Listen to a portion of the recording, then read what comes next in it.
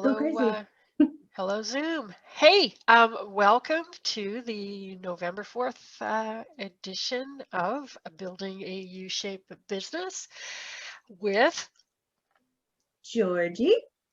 and Patty. Uh, this is episode 86. 86. This is episode 86, and today Georgie is going to share some very timely thoughts on how we're showing up. Um, this is a U-shaped business show, so this is about how we're showing up in our business. But I'm thinking that this might be how we show up in our lives as well as people, as community members, family members, friends. In all of the circles that we run in. So I'm excited to hear what Georgie has to say about the options that we tend, or options or patterns that we tend to fall into of either running, spectating, or committing. So take it away. Okie dokie. Let me share my screen. All right. See if my thing works the first time. No. No, of course not. Let's try this one. Oh, okay. Yes. I love this slide here. This is our Building a U-Shaped Business with Georgie and Patty, where we are here every Wednesday except next week, 9:30 a.m. except for holidays that fall on a Wednesday, 9:30 a.m. Pacific time, where we talk about building a successful business based on your purpose, your values, and your personality. And so today we're going to be looking at when you're running your business. Do you run, do you spectate, or do you commit? How are you showing up in your business? And like Patty said, I believe this also runs right over into how we show up in life as well. So you can apply it there. So how this came to be was I was watching this movie called City of Joy, which is like an old movie. But in this movie, the one lady was talking to Patrick Swayze, and she says, in life we have three choices to make. So will you run, will you spectate, or will you commit? And I was thinking, that's a really good question. And then I'm thinking about how I'm showing up in my life. And then I'm like, oh, and look at my business. I certainly know where I spend a lot of my time. So I thought this would be a really great topic just to talk about on our show. So one of the quotes in this is that the gods haven't made it easy to be a human being, and that's why it feels so wonderful to beat the odds. And I think as we go through this, I'm like, yeah, that's so, so true. And often I think, we're looking for kind of the easy way, and we want things to be easy all the time, but I don't think it's just designed to be that way. And so when we do overcome our challenges and like just beat the odds, it does feel really, really, really good. And one of the ways we can do that, as I think, is to kind of take some inventory and then just notice, am I running, am I spectating, or am I really committing? So running, what does running look like? So when we're running, and these are things that I'm just going to preface all of this.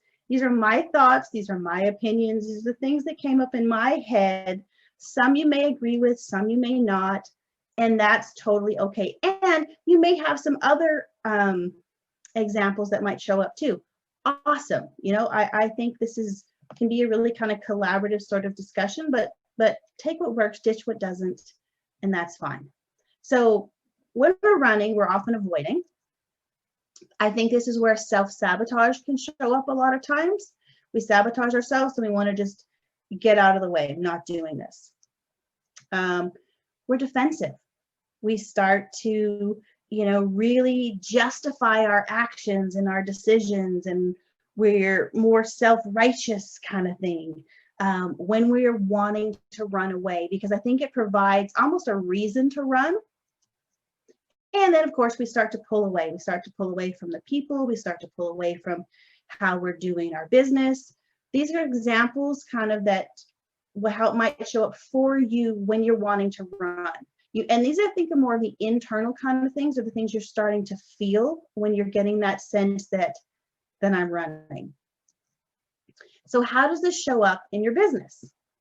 So you may see it as things are really starting to happen for you. And so you switch directions. Maybe things are starting to get challenging and you switch directions. Come on. Or you quit, and you quit when it's working and you quit when it's not. So it's not just when it doesn't work. Yeah, so we're quitting.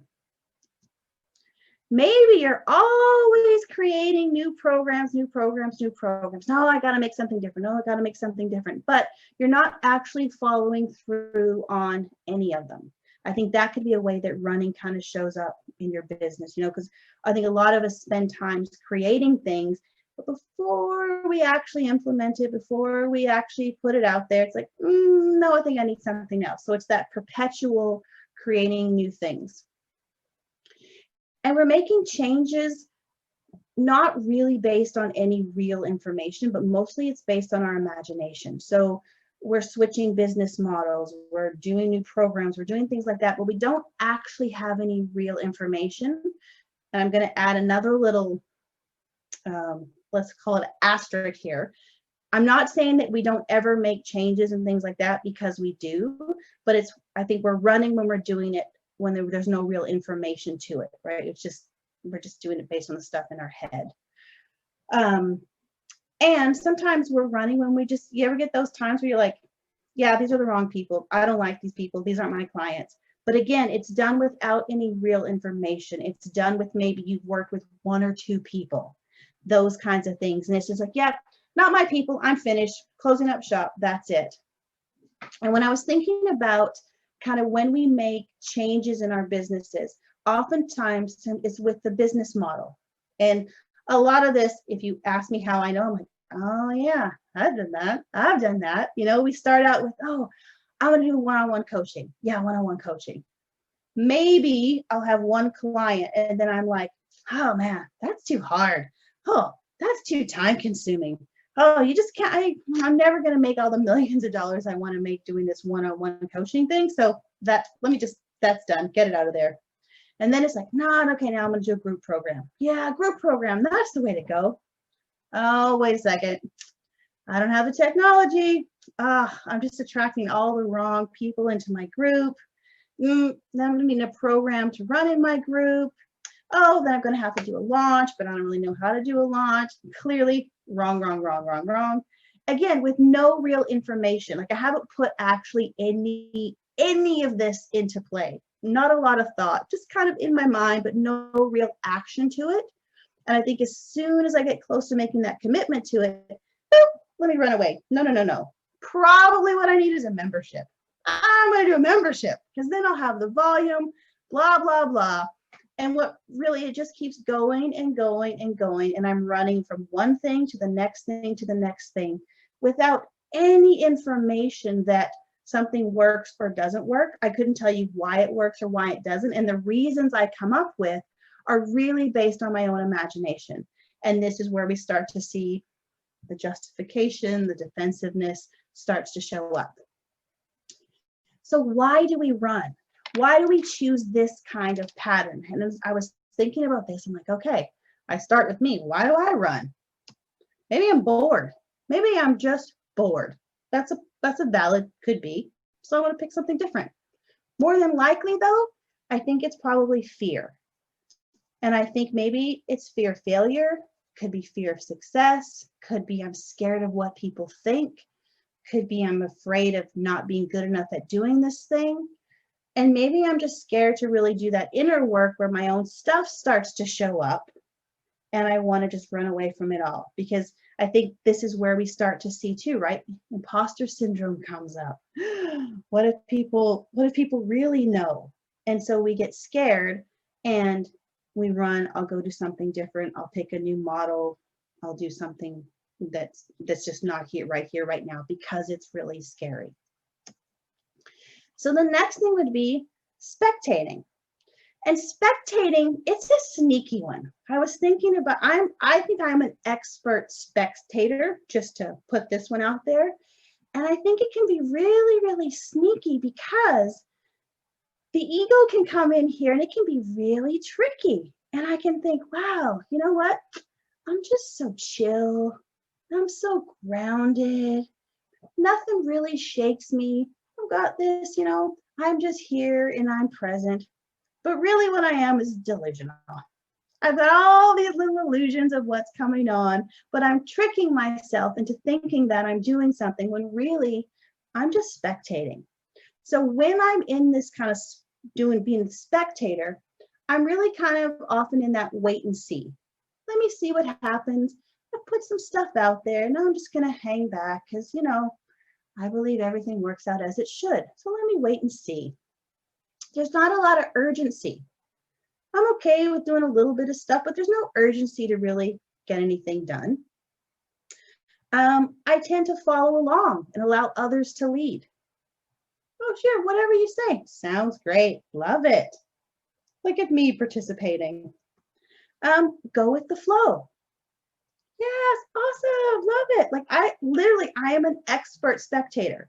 And again, like the other things, sometimes we're not just in spectator mode. It's nice to go along, allow other people to lead. But in this case, I know when I'm doing this in this spectator mode because I'm just not willing to commit really. I find when we're in spectator mode too, we need a really strong need for certainty. I really want to know what's going on. I'm not moving forward too much because it has to all be just so. So when we're spectating, how does this show up in your business? Often there's very little action that actually leads to results, right? So we might be doing a lot of that busy work. I've been working on my program or my course, sometimes maybe for years, but I haven't actually put it out to anyone, even for free. I haven't done a beta test, and for certain, I have not even tried to sell it. But I can spend so much time getting it just right, adding more things to it. Oh, I probably need to change it. So it looks like I'm busy doing things, but really, if I'm looking at it from a business point of view, I'm just busy being busy. Maybe I'm waiting for signs from the universe because the universe gives me, and I'm not saying that it doesn't. However, I also know when I'm waiting for, oh, that was a sign from the universe. Someone said a bad thing about my course today. Probably shouldn't do it. Probably need to change it. Signs from the universe. And it could also be that I'm always learning. I need to take another course. I need to learn another methodology. I'm just missing this one piece of how to do things. I better go take that course before I can really get this going. I think that's another form of spectating. And a lack of follow through. I am genius at lack of follow through when I'm in spectator mode, right? And I think spectator or lack of follow through can look for when we know that, oh, I need to write some copy for my website. I need to write some Facebook posts. I need to do some direct outreach, those kinds of things. And rather than doing it, just good enough doing it, I'm not doing it at all, or it needs to be perfect, or maybe I'll get there, or need to think about it for a while, all of those kinds of things. But it's really, all I'm doing is spectating. I'm sitting back and I'm watching, and I'm not really doing anything. Law of attraction. That's the law of attraction with no action. That's spectating, right? I'm sitting here, I'm meditating, I'm waiting for it to come to me. I am just spectating. I'm looking for someone to just tell me what to do. Well, you just tell me what to do and I'll do it. No problem. There's zero ownership for me. You tell me, I'll do it. Probably I really won't, but I need you to tell me. Just tell me. I'm waiting for you to get there. And I think within that, like I said, there's a real lack of ownership. I'm not willing to take ownership of my decisions. I'm not willing to take ownership of my actions, of the results I'm getting. I'm watching and I'm wanting someone else to do that for me. I have more self-care days than work days. I'm not saying self-care is not important. It's important. However, I know that when I'm sitting back and spectating, I might need a little more self-care than work care, So just little signs of how this is showing up, because then I'm not actually working. I'm whatever, going to the spa, having some more Starbucks, and I can spin things really good, like really, really good. Well, probably while I'm having self-care and maybe I'm at Starbucks, I'll probably meet someone, or probably I'm going to come up with a really good idea for sure, that's going to help my program be even better. Like, I know it. So why do we spectate? Why do we get ourselves into these places where we're just waiting? We're just waiting and we're watching, yet we really are expecting that something's going to happen. Back to my number one, fear. Fear of failure, fear of success, fear of what people will think, not being good enough, not doing the inner work. I think fear is a big thing that comes up both with running and with spectating. I also think it could be that we're seeking some kind of external fulfillment. So I'm waiting for something else to happen outside of me. And when that happens, then I'll move forward. Again, sometimes sometimes they're good and sometimes they're not good for us, but we know where they are. Maybe there's no clear alignment to my purpose. I'm not really sure. So I don't have really any kind of emotional connection to what I'm doing. It's just kind of there. Maybe someone told me I should do it. Sounds like a good idea. So I'm happy to just kind of sit back and wait and see what's going to happen. So the next one is commitment. Commitment. When we're really committed, we are all in. It's all in no matter what. It's really hard to hold us back. We have a sense of direction. So I know where I'm going. I'm still flexible. Probably all the details aren't totally worked out, but I have a sense of direction where I know where I'm going. I'll feel the fear and I'll do it anyway. I'm like, okay, I'm going. I'm okay with things not being perfect. When I'm really committed to something, I'm okay with putting stuff out there and seeing what happens. I don't let the imperfections stop me because I'm really committed. I fail frequently and it's okay. In fact, I might be looking at, I hope I'm failing more, but when I'm really committed to something, I notice that there are little or more often more failures along the way because I'm in action and I'm doing things. I take ownership of my decisions. I'm making decisions. I'm not putting the blame on someone else. I'm willing to take risk and I'm willing to own the things that I'm doing. So I'm not waiting around like when I'm a spectator for someone else to tell me what to do or make something happen. I'm much more willing to just go for it and take ownership of that. I'm speaking to my future clients. When I'm really committed, I'm not trying to talk to everybody, please everybody. I'm like, okay, who am I? I'm much more focused. I know where I'm going. I know who I'm talking to. And I'm focused on more of the things that are the right things, for lack of a better word, but the things that are going to get me the results that I want, the things that are going to make a difference for me building and growing my business. I'm using my discernment, right? I'm not so distracted by other people's thoughts and opinions and things like that. I'm like, okay, here's where I'm going. Here's what I want. I know why I want it. What's going to help me get there so I can be focused and I can be discerning when I'm full on committed. I keep going. When it's hard, I keep going. When it's working, I keep going. I don't, the little things are okay, but the thing is I'm always in continuous motion. I'm continually moving forward.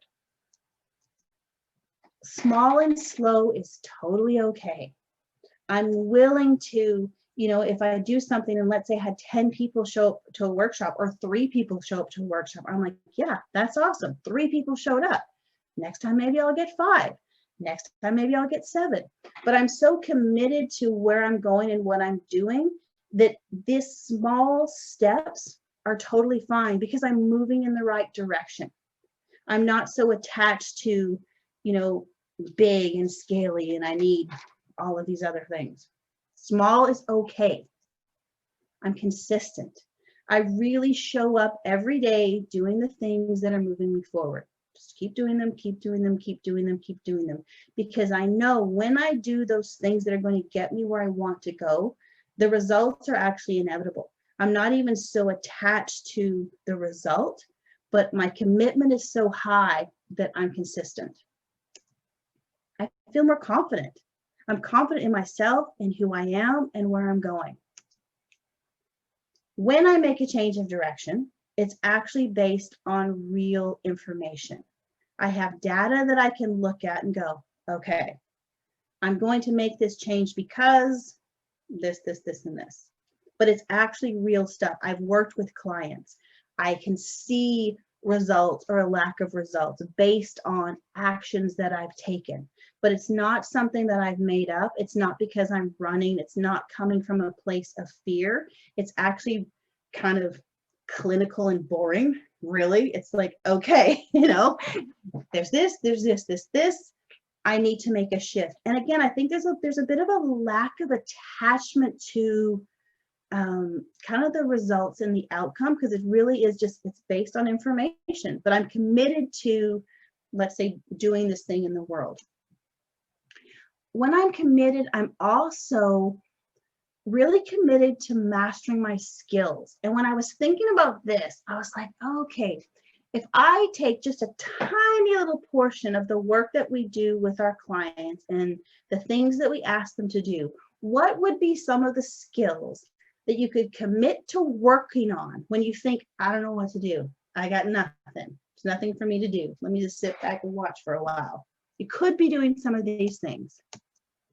Direct outreach conversations. I could be getting better at my conversations with people. Because when I'm committed, I'm actually looking forward to these things.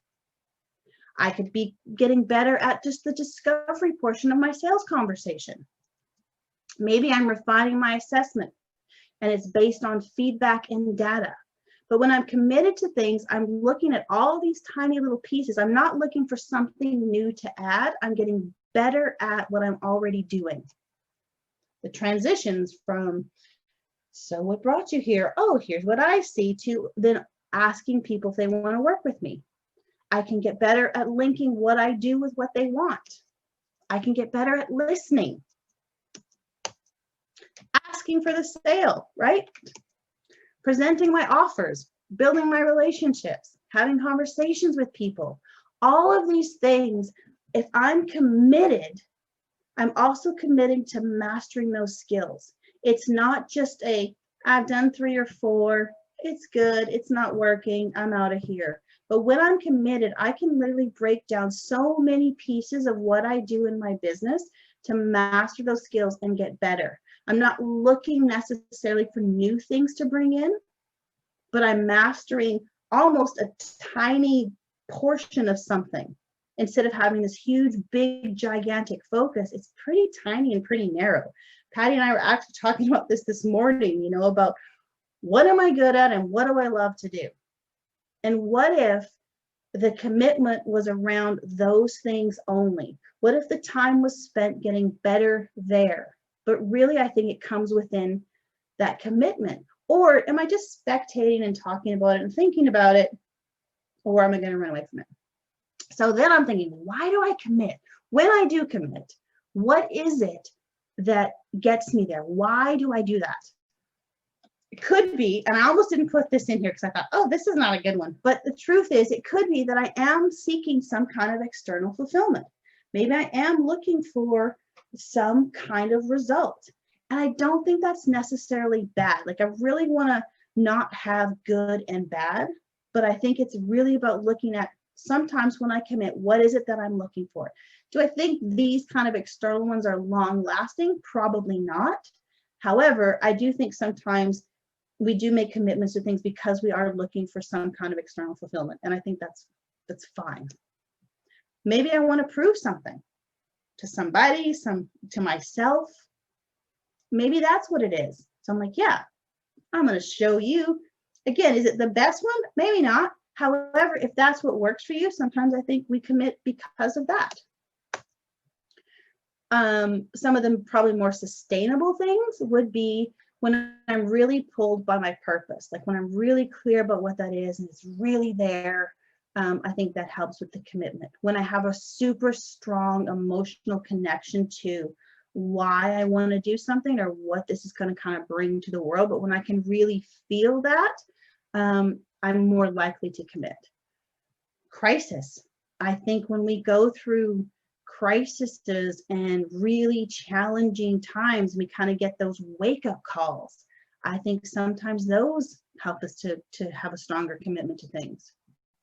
When we've done a lot of inner work, I think sometimes when we have a little more self-awareness, when we're kind of more in that, our ego starting to dissolve a little bit, we're starting to get a little more centered with who we are and what we stand for. I think sometimes that makes it a little bit easier to commit, just because sometimes we have more clarity. Probably age helps too.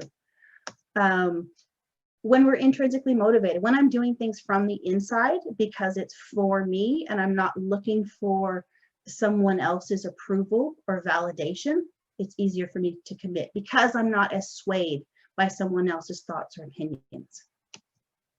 When I'm more self-aware, more awareness I have for myself, for me, I find it's easier for me to commit. When we understand ourselves and what we want, which I already said. And then I was thinking about this one too, legacy. Sometimes I think when we are looking at the legacy that we want to leave, or we're realizing that time's getting a little bit shorter, sometimes I think that can also help us to commit, especially in our business. Like if our business is something that, and I think for a lot of us purpose-driven people, we do this because we want to make a difference and we do want to make an impact in the world. And I think when we can attach that to our legacy, I think that can also help us to make a commitment to move forward. So having said all of that, your permission slip today is that you have permission to actually be really honest with yourself, because I think it's easy to not be. You know, it's easy to think, like I can think I'm not spectating when I am. I can think I'm not running when I am. I think I'm committed when really I'm not. And it takes sometimes, I think, permission to just be like, you know what, I'm going to be really honest with myself right now and then honor the life that I want. And that might mean that I have to, you know, change directions. I have to show up a little bit differently. It's like, but I've been saying I've been really good at this thing all along, and I kind of haven't. I've kind of been sitting back here spectating, but it looks like I'm, you know, really building this thing. But if I'm really honest with myself, that's not where I'm at. So I think to do this, sometimes we are a little bit more vulnerable, and that's okay. Like I can remember someone saying to me, "Oh, Jordy, you're so self-disciplined." I'm like, I am not self-disciplined. I get how this one thing they were talking about, it looks like it on the outside, but I am really, really not. And when I look at some of these things, it's because I'm spectating. I'm sitting back. I'm waiting. I'm like, things will be okay. I do believe things will always work out, but sometimes I think I use that a little too much instead of really full on making the commitment to something. So I think it's, for me anyway, I've really had to sit back and go, let me just be really honest with me. You know, where am I running and spectating when I actually want to be committing, but what's stopping me? Let me get really, really honest there. So if you need a permission slip to just be honest with yourself, here it is, or you can ignore it too, but you got it. And then I've been watching a lot of movies the last couple of weeks here, but anyway, this is from another movie, but I can't remember which movie it was from, but I thought it was really good. So it's, the outcome doesn't really matter. What matters is that you are there for the it, whatever the it is. And I think for us to really find that it, I really believe we have to commit. Like I think when we commit to something, then we start to really see as we move along, because we're consistently moving forward, we start to find that kind of that it. And I think we start out kind of knowing it, but it's never really the, you know, the outcome, I want to make $10,000 a month. I want to have a giant house. I want to have a business with, 100 customers or 100,000 customers or whatever it is. I don't really think it's those things, but I think it's what happens as we're moving towards that journey, as we make that commitment to make a difference in the world and make an impact. I think that's where we sort of find that it. And sometimes we might not know it, but I really think it's sometimes those intangibles, which are the things that really matter, right? It's the impact we have on people. It's the relationships that we have. It's the way how we show up in the world makes a difference. And sometimes those things aren't sort of that you can write down in an outcome. They're not as tangible, but I really think it's the it thing. So that's my thoughts on running, spectating, and committing. I would love to, if you guys have thoughts or questions or how this shows up for you. Like I say, I know for me, I'm an expert spectator. I'm so super freaking good at it. It's stupid. But yeah, so I'm gonna stop my share. Running check, spectating check. Yeah, I was doing some running and a lot of spectating for the first year and a half or more of my business. I'm getting better at committing. Love this model for looking at where I actually am and being committed. Yeah, that's what I like. That's what I was thinking. I'm like, ooh, that's a really good question. So much, so much juicy stuff there, really, right? It's, recognizing where you're at, but also it's kind of like, why? What is, Yeah. like, why am I spectating? Why am I running? And it's like, when I look at that, it's like, yeah, I see myself, with the running and the spectating as well. And a lot of that, like, for me personally, is not being honest with myself about what I really want. Yes. And what I really want to do, what I really want to be a part of, what I want to stand for. Is like that purpose thing is so big. And I'm thinking that, like, for me, reflecting on what you said, is this idea, the commitment has to be for me, and I think maybe for some of our people, is the commitment needs to be to the process, not the outcome. Exactly. And we've talked about this before. When I look at, George Cow talks about his content marketing, his marketing in general, as being a ministry. Yes. And that is a different level of commitment. That is making the work that you want to do part of your marketing. It's like there's this blend of it. It's like, I'm showing up every day, and this is part of my ministry. This is part of what I do. This is part of the difference I'm making in the world. This is part of my legacy. And I'm doing that work every day, and letting go of the outcomes and letting those kind of look after themselves, but just trusting that if I show up every day and do this work and put it out there, the work itself is making a difference. The clients will come. And, like, that's the level of commitment I think that we need to go towards. And I see it in our clients sometimes. I see it in myself sometimes, that we're trying to commit to a process that we're not 100% behind because we want a certain outcome. Yes. And there's a lot of this focus on the outcome, focus on the goals, X number of dollars, X number of clients, even to the point where it's like, even if you have to do shady marketing, even if you have to be obnoxious, even if you have to do stuff that kind of goes against your soul, the commitment to the outcome is so important that you'll do that stuff. And it's like, that's where I find myself running or spectating. It's like, I can't commit to something I don't really want to do or that I don't really believe in. And it's just Exactly. knowing yourself and discerning where is the difference between I'm running or I am mindfully changing directions because of information. Like you say, data. I think it's also, from the boxes and arrows person, I'm going to say, I think it's also that internal data, that being honest with ourselves. Yes. There's a difference between running away in fear and running away from, I don't want to do this. I think those are just very, very Exactly. different feelings. they're totally different. And I think I think it's not even so much when you're doing it because it's something you know in the core of your soul that I do not want to do this. That's almost, it's almost making a commitment to yourself, deciding that I'm going to commit to myself to do the things that I love, that matter to me, that I feel like I'm here on the planet to do. And then I'm going to, in a good way, run away from everything else. So true. Yeah. Which then comes down to that honesty piece too of, right, why am I doing this? Why am I running? Why am I spectating? Is it because, yeah, I think I should be running away from this right now. And if I'm running away from this, then what could I commit to? Yeah. And So what are we true. being distracted by? And what does that mean? Yes. Like, what does that mean? What's missing? What do we keep getting drawn into, and why?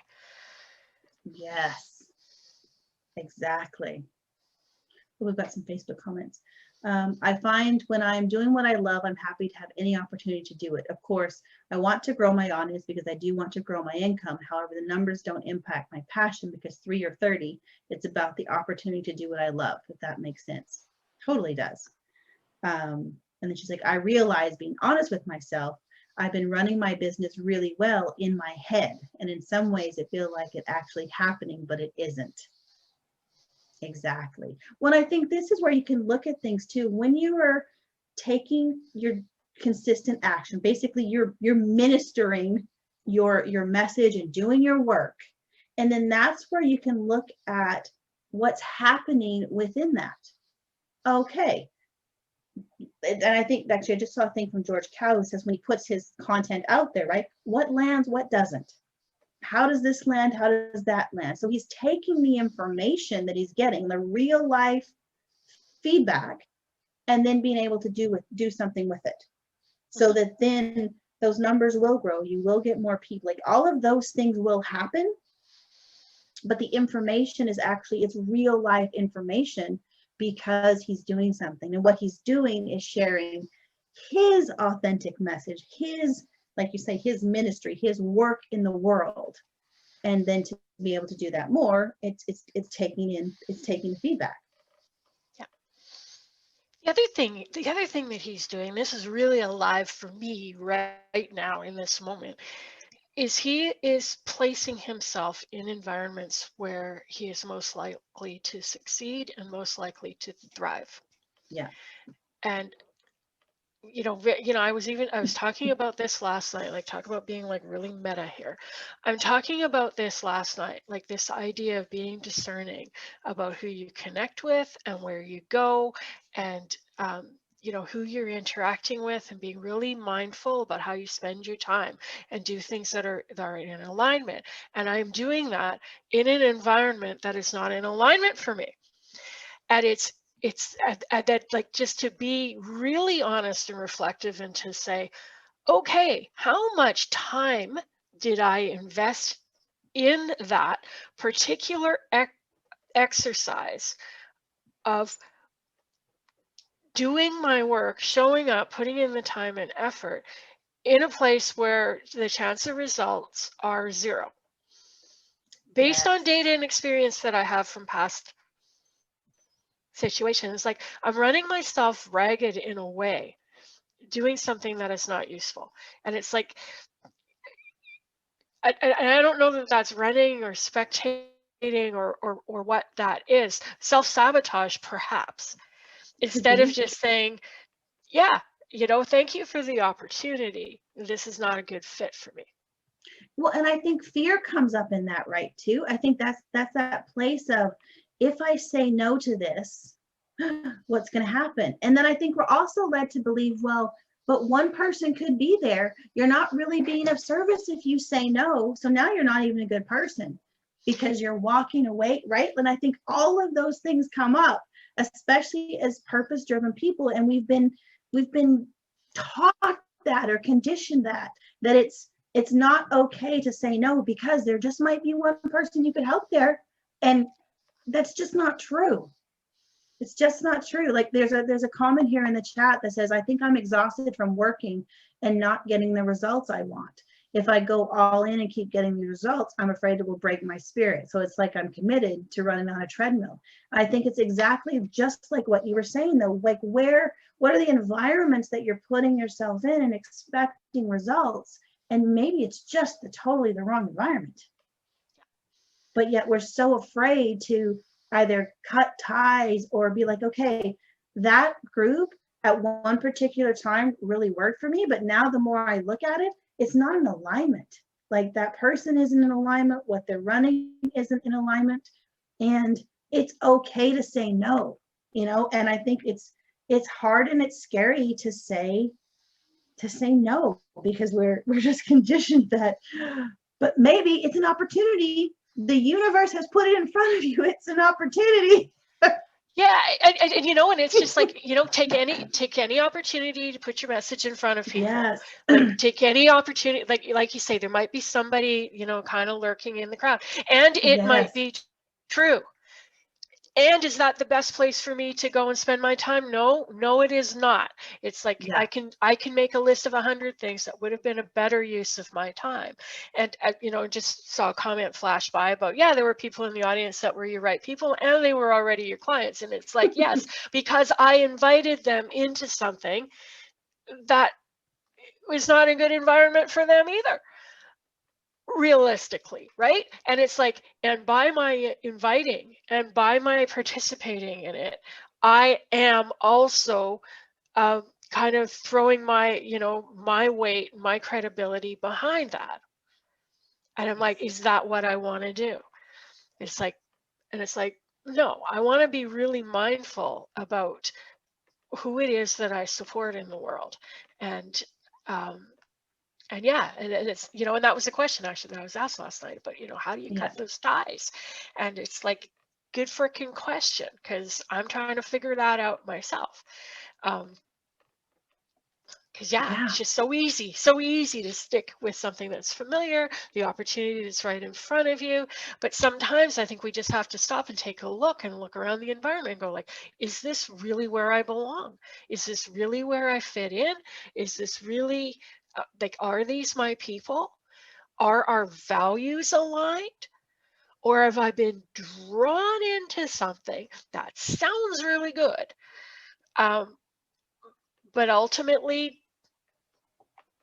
not a good fit for me?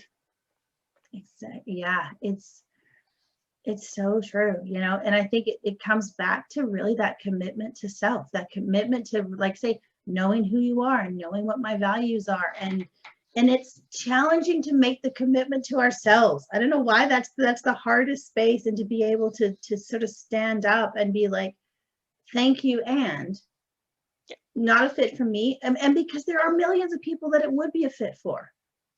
We've got another one here on Facebook.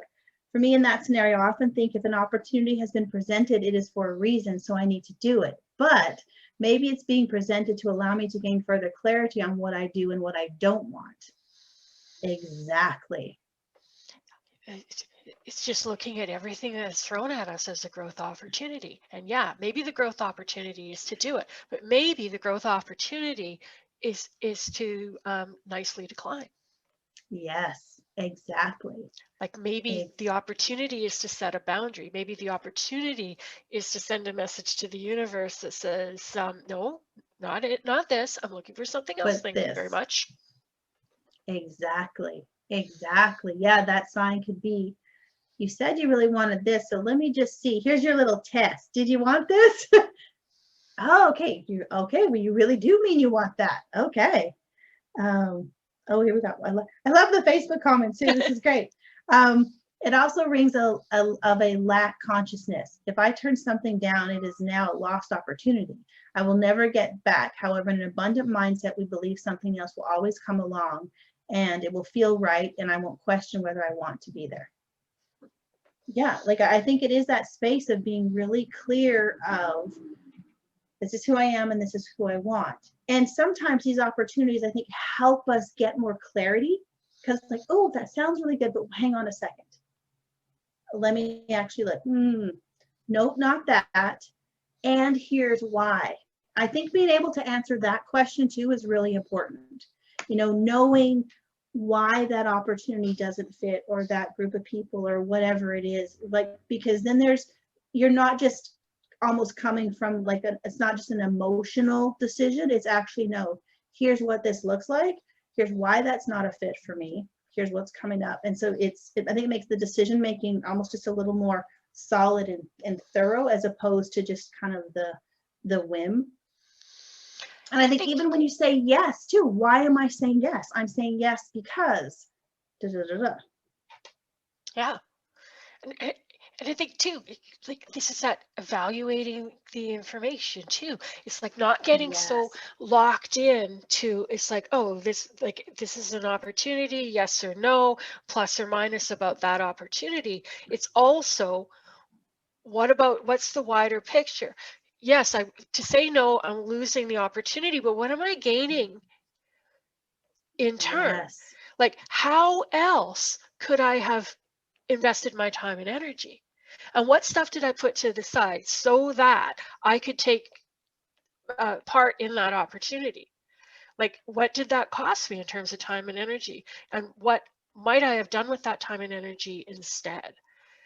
And I think sometimes we, meaning me, sometimes undervalues our time and energy. We only have so much of it. Yes. And it's part of what I was trying to say last night too, is this idea that when you have this, how do I reach as many people as possible? How do I grow as quickly as possible? How do I get as many relationships as possible? Which is really like a very strong message in that particular environment. It's very much like, how do I like grow, more, and like this exhaustion of trying to do all of this stuff when like 95% of that effort is completely wasted because those people are not the right people. They're not committed. They're out there being promiscuous with each other in terms of messaging. It's a whole lot of energy and time that's not going to amount to anything.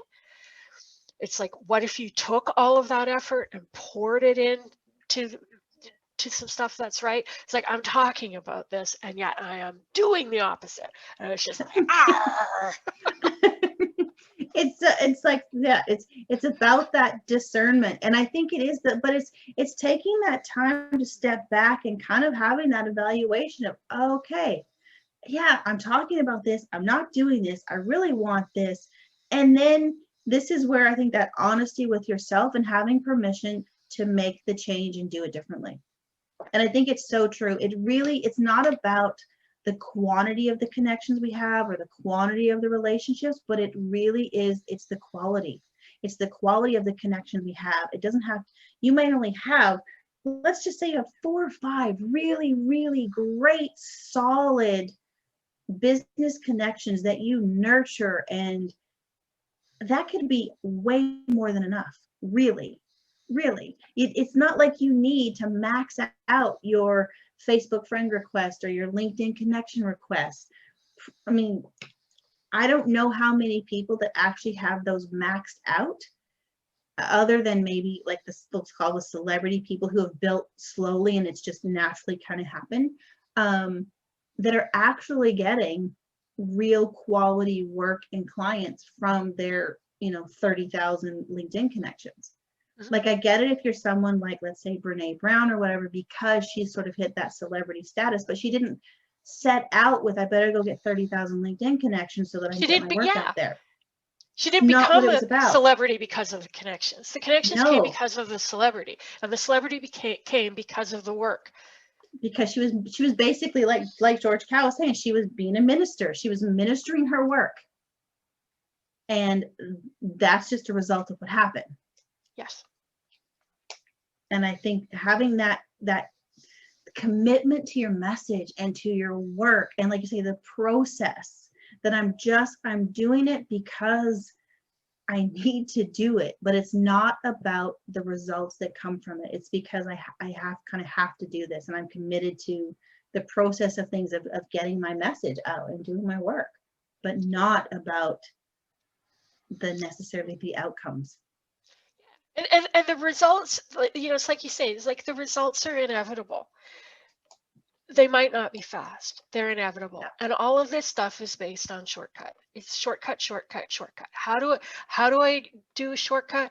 Oh, I go to one of these great big JV fest things and I meet a whole bunch of people who are willing to partner up and spread the word, and in exchange. And it's just like we create this huge amount of noise in the world, and it's like, this is a shortcut, because if you do this, if you follow the steps, you'll end up with hundreds of people or thousands of people on a list.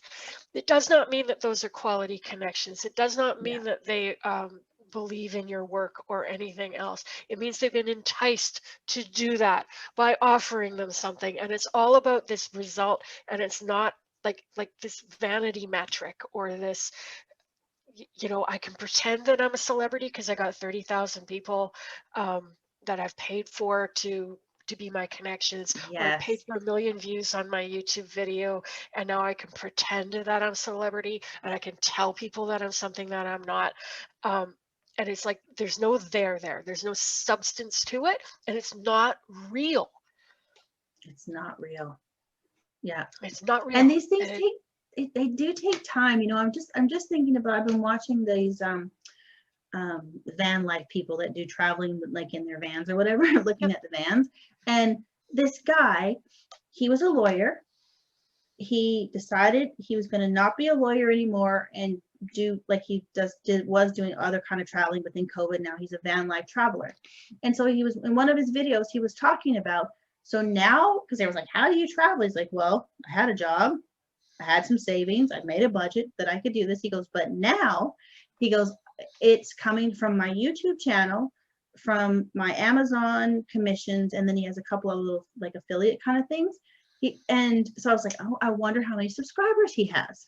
So I go, he's only got only 50,000 subscribers. But when you, like, I think a lot of people think you've got to hit 1 million or whatever it is. But what he's done, it's taken him, I don't know, I think he's been doing this about 1.5 years or so. But it was his basically love of the process. He does 1 video a week. He just keeps putting it out there. He shares the things that he's using, like his backpack or whatever it is.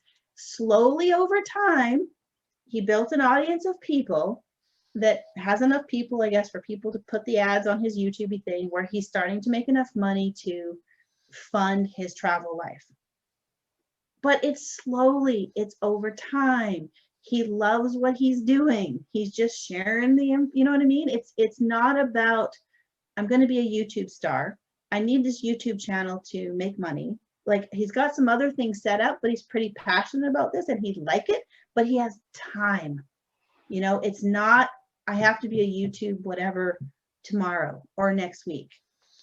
There's other things in place so that he can just do this thing, that whatever his ministry, let's call it, right, being out there. And he's meeting people who are doing these things as well. He's interviewing them. He's helping them. Like, it's this whole, I think he says there's about three groups that of little travel things that he really interacts with, really spends time with.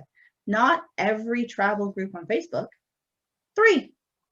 Like, it's really small, and they're in alignment. They're like all of the things that we're talking about. But he's doing what he loves, making some money. It's funding his thing, but we're slow. And I think we're often sold this overnight success thing with all the funnels and all that stuff, and it's just not like that. But if we can be really discerning, tighten things up. Who are you? What do you stand for? What do you believe in? What are your values? Where do you really want to be? It's possible. And you have to allow the time factor. Yeah, but there's a time factor either way. Like, totally you can go and build yourself up an email list of 100,000 people doing JV events and summits and all this other kind of stuff. That is going to take time too, and it's going to take time to sell those people something. Like that's the build the audience first, then sell something kind of methodology. And it's like that's a big risk too, because you don't know that those people that are signing up are going to buy something. And the vast majority of people who try to do that fail. We never hear about that because Don't of hear that. survivorship bias. We hear really big ass success stories from people who have done this because they've survived and lived to tell the tale to a lot of people. But what we Yeah. don't see are all those people who did not survive that, that they spent the time, they spent the money, and it amounted to nothing, or it amounted to not enough. We never hear about them because No, they're and embarrassed. we don't hear about the ordinary people making a really good living, just doing their business and doing their work. You don't hear about those Exactly. people either, but they exist. Exactly. It's a paradox of the times. Yeah, absolutely. So good. So good. Any other final thought? Oh, we talk about our workshop coming up.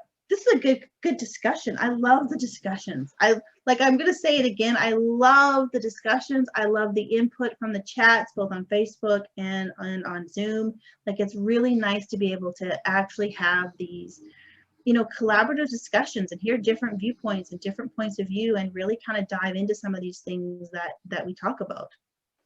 It's my favorite thing. Let's do more of those. All right. But not next week. But not next week. That's right. Next week is November 11th, for Remembrance Day. We are going to observe the day and not be here. However, we will be back the following week, which will be the 18th, with another episode and maybe some new announcements. We'll see.